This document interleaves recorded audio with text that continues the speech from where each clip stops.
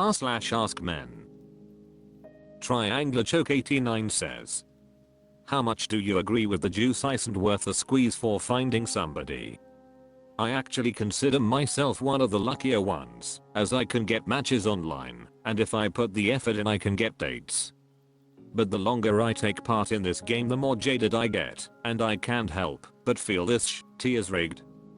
For context, I have a 6-figure professional job, I drive a nice car, apparently that matters, I'm well traveled, I have interesting hobbies, I have my own house, in good shape, and have been told by others I'm handsome/good looking, being called charismatic/charming, again this is from others, I'm not trying to suck my own D here, come from a good family. Hygienic. Yet it feels like all this stuff means jack. I hear all the time that the bar is in hell from women as it relates to men being attractive for them, yet I find that hard to believe. I saw someone else make a similar post and said that they changed their height to over 6 foot and it was like night and day, maybe that's what's missing. But I have to settle for a few crumbs of attention from an obese single mum or someone I don't even find attractive. Feels like I have to lose my dignity to get anywhere. It's easier to just jerk off to be honest. Anyone agree? Red Trapezoid says, the apps are a joke. To Land Lankai again says, the apps also bombard you with options to pay to upgrade the apps while neglecting to mention that even if you pay the apps still won't work. Red Trapezoid says, there was a poster yesterday that talked about how he would occasionally get matches, but after trying the paid features he got absolutely no increase whatsoever. They are a scam. Subreddit says, when I stopped the online dating bullshit and just let myself live my life I stayed enjoying things differently. I started planning things to do on my own, and at some point I found a really great partner. I feel like quitting online dating made me more available for someone to come along in real life. The juice is definitely worth the squeeze, you just gotta squeeze the right fruit. Super Swordfish 6948 says, this is the way. I've met more women IRL since the new year than I ever did on the apps, I was basically invisible on those things. Pokervan says, yeah same here, you're both right. It seems a lot of people are adjusting to the idea that the apps are absolutely terrible and work against just about everyone. Let's back to some fun IRL mingling. O'Neillevin Studious says, there's hardly any juice anymore. Twebified says, the milliliter of juice isn't worth the excruciatingly strenuous squeeze. Ron's Eyes 13 says, I'm not really any of the things you mentioned, at least not to the same degree. I actually found showing any of that kind of stuff in my profile didn't attract the kind of attention I wanted. My wife said that what she liked was I actually read her profile and asked genuine questions. I said I cared a lot about my family and I had a kind face. Had a first date and hit it off from there. Also, different apps cater differently. I used plenty of fish, that's still a thing. Sasiwiki says, same here. These posts are always exactly the same, and it's genuinely mind-boggling that none of these dudes can get their heads around the idea that women just want us to talk to them like human beings. How long ago did you meet your wife, if you don't mind me asking? I met my fiancé about 2 years ago, using Bumble, and I don't think that dating has changed significantly since then. V0 Edit Bowel says, I've come to the realization that I also don't care all that much about the achievements of the women I'm initially attracted to. It's invariably a physical attraction. The rest of the stuff is frankly subsidiary to that. That knife, as it turns out, cuts both ways. So I'm not sure about the juice and squeeze in that context. If you're a physically attractive man then I feel it is worthwhile, but if not, then there's nothing to squeeze, so the metaphor don't hold water, pun intended. Pearson 230 says, if you have learned how to date, have had a significant long-term relationship or two, and decide to be single, cool. One thing I feel is missing from your list of things that are awesome about you is anything about your principles and what is important to you. Do you believe in anything? Do you have principles and ideals about which you are passionate? I believe you do. You may need to get more clear about them. Do you express a passion? Everything you list about yourself is important, but none of those things are most important. Women worth dating largely don't give a shit about your interesting hobbies unless they share the same hobby. Neither does anyone else unless they also have the same hobby. It's important to share a few interests with women so you can do things together, but beyond that, hobbies are kind of like the who cares thing that for some reason people think matters a lot in dating. Here's a hint: first-gen immigrants often have no hobbies at all, yet they often lead rich and fulfilling lives. Most non-gold digger women do care about your financial well-being, which you have covered, but more like as a prerequisite they r/AskMen. Exit in Jelk 369 says, what are some underrated ways to meet women? 70 Ike Drillingratted says, become vegan. There are approximately 3 to 4 vegan women for every 1 vegan man. It's a veritable buffet if you're willing to commit to it. Eponymous Titular says, it's a veritable buffet if you're willing to commit to it. What you're saying is commit to being vegan, but what I'm seeing is just don't eat meat in her presence. Subreddit 85 says, but vegans don't eat the meat. I'll show myself out. Polythrowaway 524 says, for casual, airport hotel bars are still great trolling grounds. Dreadful Raw says, dance classes. They're the opposite of a sausage fest. Taco party? Clam jam. Ryafus says, I've got a friend, male, who goes to ballroom dance classes. It's him and one other guy in a class of nearly 20. Apparently the women are practically fighting each other to be paired with the 2 blokes.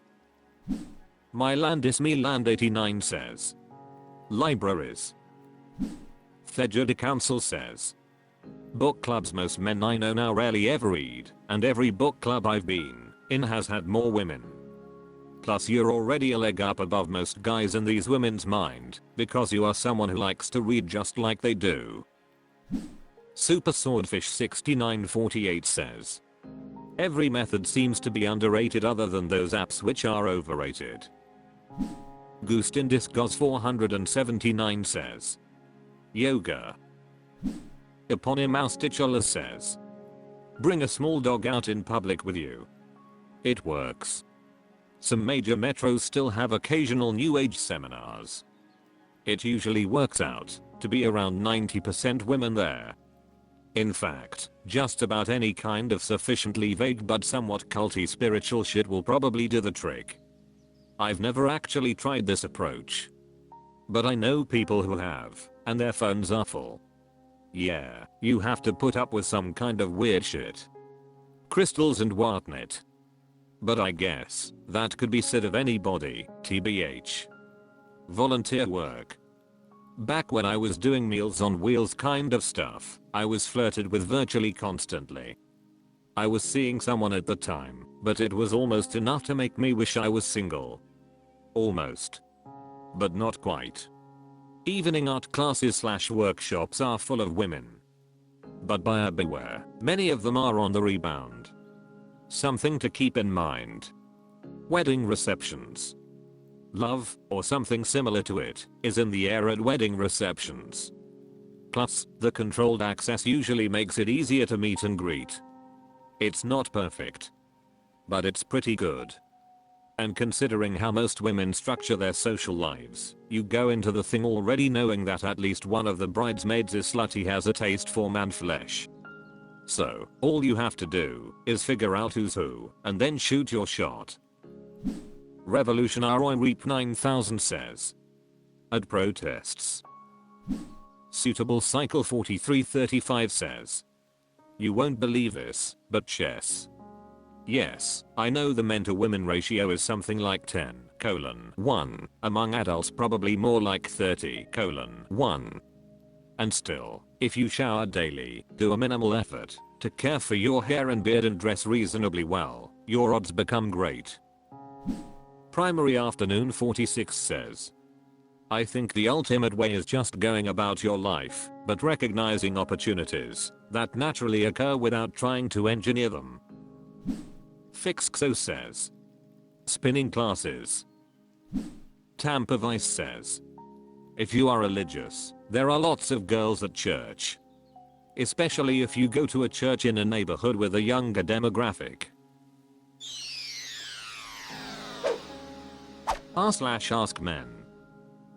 Sapphire Wolf says, men of Reddit, what is the craziest thing you have done for a female friend?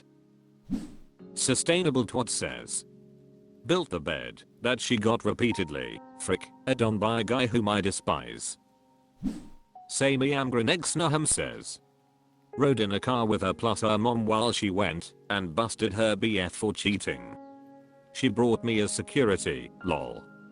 She walked in, saw him on a couch with a girl, slapped him in the face, said they were done, then we walked out of there. It was pretty badass, tbh. Cap0BVI0us says, ate her out, just that. I didn't get anything out of it. She was frustrated and couldn't get off from masturbating. So I offered to do the job and she accepted. We were not sexually attracted to each other, but I didn't mind doing that. Did it a few times after that too. It just faded out after a while. Statistician Visual says, redid her resume. I got fired the next week lol. Sapphire Wolf says, you guide others to the treasures you cannot possess. Metalhead Jake 942 says, me and my best friend who is also great friends with this woman, was able to get rid of a dangerous man who came out of jail for Sappho stalking her.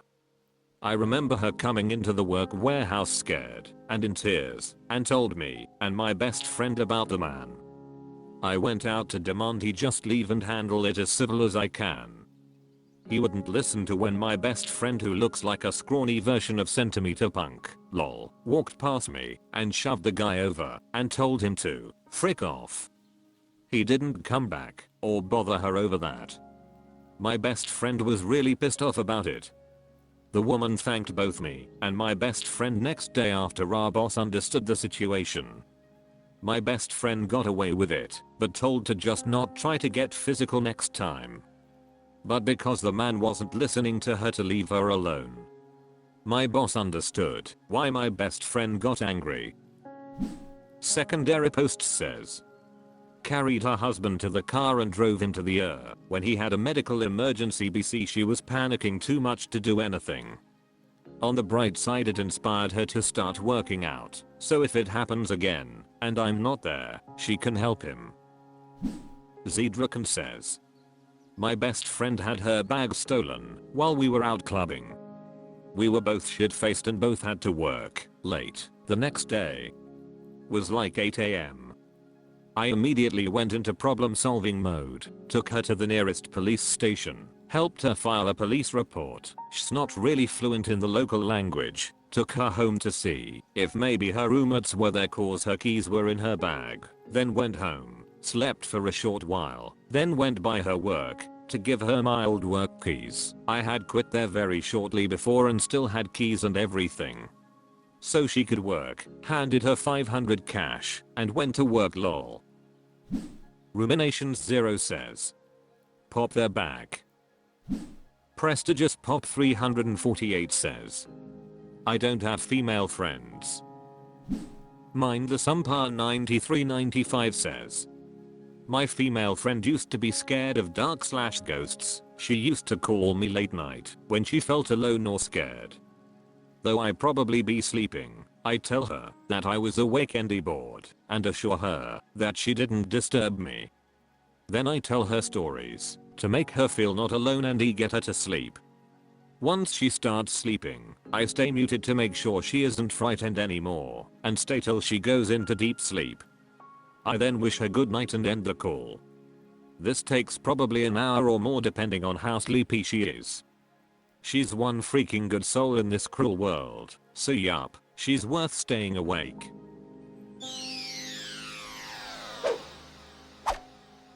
That's all for this video. Thank you for watching. Please subscribe.